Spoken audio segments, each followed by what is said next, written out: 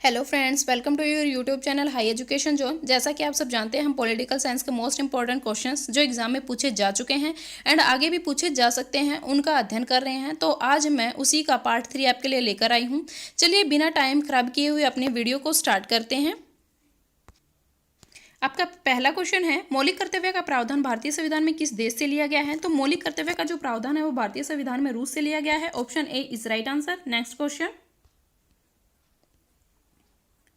भारतीय संविधान में भाषाओं का उल्लेख किस अनुसूची के अंतर्गत आता है? तो भारतीय संविधान में जो भाषाओं का उल्लेख है वो 8वें अनुसूची के अंतर्गत आता है। ठीक है, इसमें भारत की पहले 22 भाषाओं का उल्लेख किया गया है। मूल रूप से 8वें अनुसूची में 14 भाषाएं थी, लेकिन इसमें कुछ जोड़ी गई हैं, वो देख लेते हैं। 1967 में इसमें सिंधी भाषा को जोड़ा गया। 1992 में इसमें कोंकणी, मणिपुरी, नेपाली भाषा को शामिल किया गया है। किसके अंदर? 8वीं अनुसूची के अंतर्गत 8वें अनुसूची में शामिल किया गया है। और अब 8वें अनुसूची में अगर बात की जाती है तो टोटल 22 भाषाओं का उल्लेख है। नेक्स्ट क्वेश्चन, रियासतों को भारत में शामिल करने के लिए रियासती मंत्रालय किसके नेतृत्व में बनाया गया? तो रियासतों को भारत में शामिल करने के लिए रियासती मंत्रालय जो था वो सरदार वल्लभ भाई पटेल के नेतृत्व में बनाया गया था। अब ये जो सरदार वल्लभ भाई पटेल हैं, ये भारत के पहले उप प्रधानमंत्री भी रह चुके हैं और ये भारत के लौह पुरुष के नाम से भी जाना जाते हैं। एंड आप हमें कमेंट बॉक्स में ये बताइए कि सरदार वल्लभ भाई पटेल को सरदार की उपाधि किनके द्वारा दी गई थी? नेक्स्ट क्वेश्चन, राज्य पुनर्गठन आयोग के अध्यक्ष के रूप में किसे नियुक्त किया गया? तो राज्य पुनर्गठन आयोग के अध्यक्ष के रूप में जो नियुक्त किया गया था वो फजल अली को नियुक्त किया गया था। Option A is right answer. अब इनके साथ जो अन्य सदस्य थे वो थे पंडित हृदयनाथ कुंजरू और सरदार के एम पणिकर। अगर बात आती है कि कब नियुक्त किया गया, तो ये 1953 में इनको नियुक्त किया गया था। नेक्स्ट क्वेश्चन, संविधान के भाग 3 अर्थात मौलिक अधिकारों को अन्य किस नाम से जाना जाता है? तो संविधान के जो भाग 3 है, जिनको हम मौलिक अधिकारों के नाम से भी जानते हैं, उनका अन्य नाम जो है वो भारत का अधिकार पत्र है। Option C is right answer. और इनका एक नाम और है, वो है मूल अधिकारों का जन्मदाता। ठीक है, अब इनका जो उल्लेख है वो अनुच्छेद 12 से 35 तक इनका उल्लेख किया गया है। और जो मौलिक अधिकार थे वो सबसे पहले हमारे साथ थे, लेकिन इसमें एक मौलिक अधिकार को हटा दिया गया है। और वर्तमान में अगर बात की जाती है तो वर्तमान में हमारे जो मौलिक अधिकार हैं वो हैं 6, जो आपको पहले वीडियो में बताया जा चुका है। नेक्स्ट क्वेश्चन, भारतीय संविधान में किस मौलिक अधिकार को हटाकर अनुच्छेद 301 के अंतर्गत शामिल कर दिया गया है? तो यह भी हमने बात की है कि अभी वर्तमान में हमारे 6 मौलिक अधिकार हैं। अब किसको हटाया गया था? 7 थे, जिसमें से अब 6 बच गए हैं। जिसको हटाया गया है वो संपत्ति का अधिकार। अब जो संपत्ति का अधिकार है, ये अनुच्छेद 31 एवं 19 क के अंतर्गत इसको हटाया गया है। ठीक है, और अनुच्छेद 301 के अंतर्गत इसको शामिल कर दिया गया है। और अब ये मौलिक अधिकार न होकर हमारा कानूनी अधिकार है। नेक्स्ट क्वेश्चन, मूल अधिकारों का प्रारूप किसके द्वारा तैयार किया गया था? मूल अधिकारों का जो प्रारूप है वो हमारे पहले प्रधानमंत्री जवाहरलाल नेहरू के द्वारा तैयार किया गया था। Option A is right answer. अब इसकी जो घोषणा है वो हुई थी 1931 में कराची अधिवेशन में। ठीक है, घोषणा की थी कांग्रेस ने। ठीक है, और ये जो कराची अधिवेशन था 1931 का, जो कराची अधिवेशन था, इसके अध्यक्ष अगर बात की जाती है तो इसके अध्यक्ष थे सरदार वल्लभ भाई पटेल। नेक्स्ट क्वेश्चन, भारतीय संविधान में प्रस्तावना को अब तक कितनी बार संशोधित किया गया है? तो भारतीय संविधान में जो प्रस्तावना है, ठीक है, उसको एक बार संशोधित किया जा चुका है। Option A is right answer. अब यहाँ पे थोड़ी सी नॉलेज देख लिए कि जो प्रस्तावना है, जब यहाँ पे मूल संविधान तैयार हुआ था उसमें प्रस्तावना की अंदर कोई भी संशोधन नहीं होगा। इसके लिए अवैध घोषित किया गया था कि प्रस्तावना के अंदर अब कोई भी हम संशोधित नहीं कर सकते। लेकिन अब क्या हुआ, 42वें संविधान संशोधन अधिनियम 1976 के द्वारा 76 में इसमें संशोधन हुआ और इसमें 3 शब्द जोड़े गए, वो थे समाजवादी, धर्मनिरपेक्ष और अखंडता। और इसको जो हमारा सर्वोच्च न्यायालय है, ठीक है, उसने इस संशोधन को वैध भी ठहराया है। ठीक है, तो ये हमारा एक अपवाद है। नेक्स्ट क्वेश्चन, भारतीय संविधान में राज्यों का संघ किस अनुच्छेद के अंतर्गत आता है? तो भारतीय संविधान में जो राज्यों का संघ है वो अनुच्छेद 1 के अंतर्गत आता है। ठीक है, हमारा जो अनुच्छेद है वो शुरू होता है राज्यों के संघ से, तो अनुच्छेद 1 के अंतर्गत हमारे राज्यों के संघ आता है, राज्यों का संघ। नेक्स्ट क्वेश्चन, भारत सरकार ने 1948 में किसकी अध्यक्षता में भाषाई प्रांत आयोग की नियुक्ति की? तो भारत सरकार ने 1948 में जो नियुक्ति की थी वो एस के धर आयोग की अध्यक्षता में भाषाई प्रांत आयोग की नियुक्ति की थी, ठीक है। और ये जो एस के धर थे वो इलाहाबाद उच्च न्यायालय के सेवानिवृत्त न्यायाधीश थे, सेवानिवृत्त, ठीक है। नेक्स्ट क्वेश्चन, भारतीय संविधान में भाषाई आधार पर पहले किस राज्य का गठन किया गया? तो भारतीय संविधान में भाषाई आधार पर जो पहला राज्य था जिसका गठन हुआ था वो था Andhra Pradesh. Option B is right answer. और इसका जो गठन हुआ था वो था अक्टूबर 1953 में। अब यहाँ पे जब ये आंध्र प्रदेश का गठन हुआ तब क्या हुआ था, इसके लिए एक लंबा विरोध आंदोलन हुआ जिसके अंदर 56 दिनों की भूख हड़ताल हुई थी तथा अंत में कांग्रेसी कार्यकर्ता थे श्री रामुलु, उनका निधन भी हो गया था। नेक्स्ट क्वेश्चन, 1 नवंबर 1956 को जब भारत में राज्य पुनर्गठन अधिनियम 1956 सातवें संविधान संशोधन अधिनियम के तहत कितने राज्य जो है अस्तित्व में आए थे? तो 1 नवंबर 1956 को जब भारत राज्य पुनर्गठन अधिनियम था उस समय 14 राज्य जो थे वो अस्तित्व में आए थे, ठीक है। और 6 केंद्र शासित प्रदेश भी थे, 6। नेक्स्ट क्वेश्चन, राज्य पुनर्गठन अधिनियम 1956 के द्वारा किन क्षेत्रों को मिलाकर केरल राज्य को स्थापित किया गया?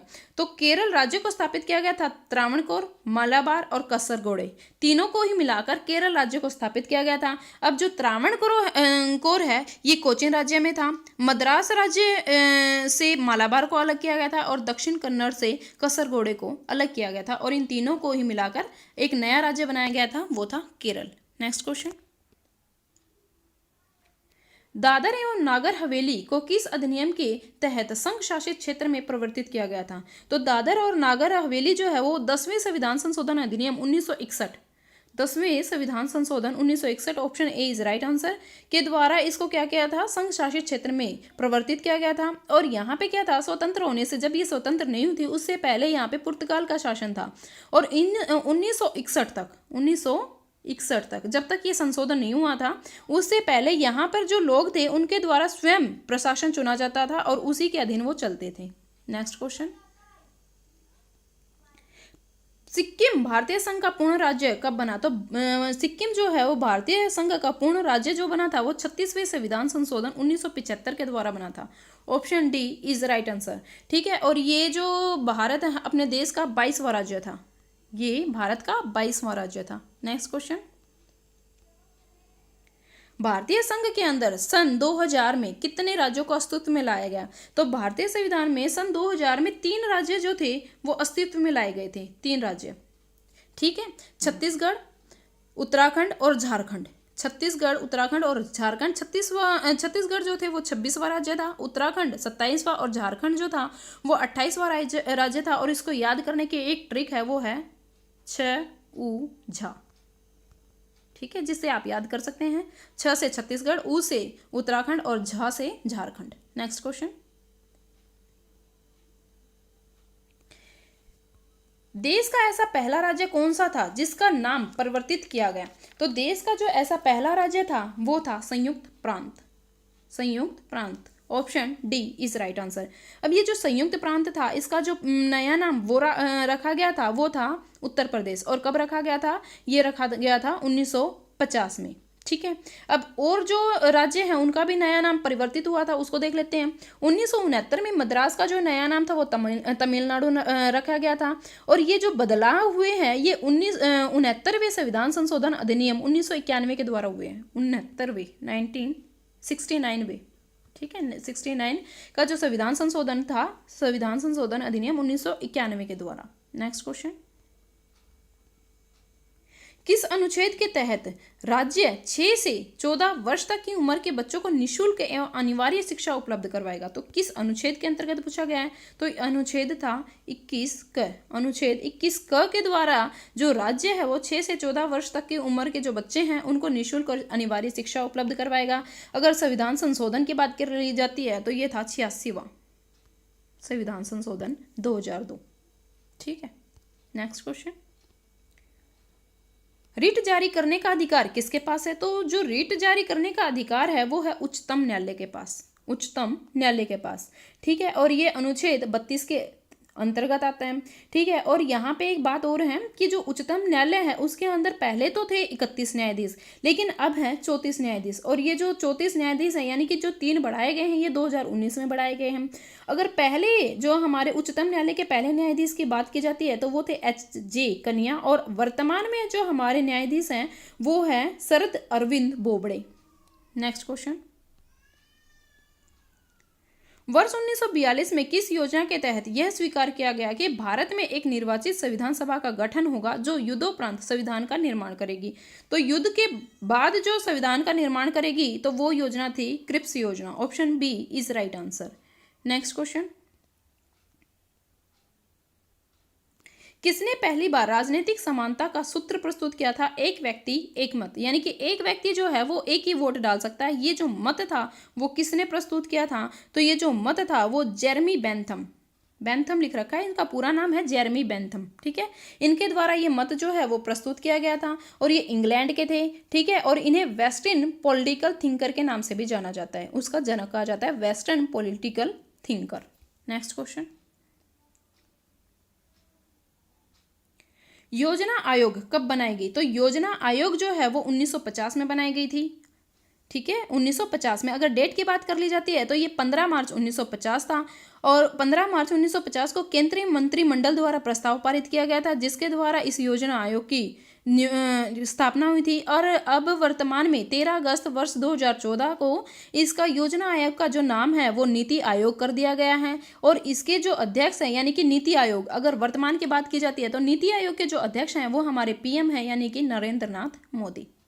नेक्स्ट क्वेश्चन, रक्त संबंध समाज को जन्म देता है और कालांतर में समाज राज्यों को, यह कथन किसके द्वारा किया गया है कहा गया है? तो ये जो कथन है वो मैकाइवर के द्वारा कहा गया है। Option A is right answer. Next question,